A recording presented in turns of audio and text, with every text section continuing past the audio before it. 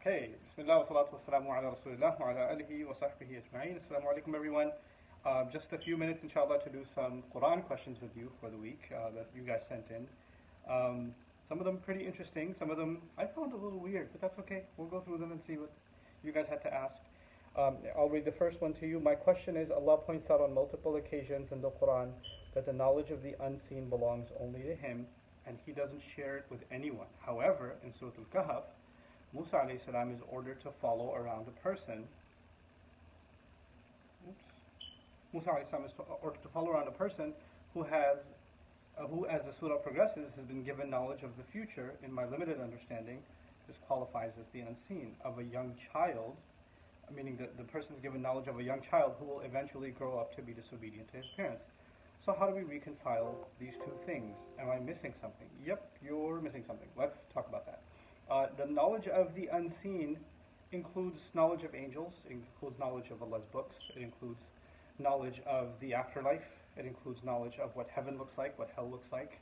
All of that's unseen to us. Knowledge of Allah Himself, His names, how do you describe Him? All of that's the unseen. So to say, first of all, when Allah says, you know, عِنْدَهُ مَفَاتِحُ الْغَيْبِ لَا يَعْلَمُهَا إِلَّا هُوَ, that He owns the keys to the unseen, nobody knows those keys except He, that's true.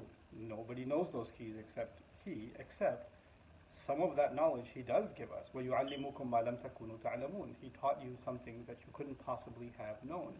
And so He taught, this person that accompanied Musa alayhi salam, who's not been named in the Quran, He taught him some news of what's going to happen in the future. As a matter of fact, some of that He even taught to the Prophet sallallahu alaihi wasallam.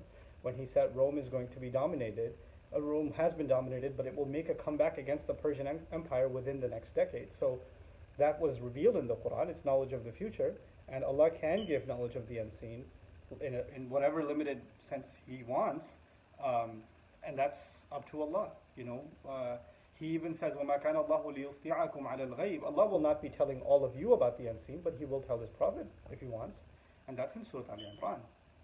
Anyway, so I'll move on to the next question.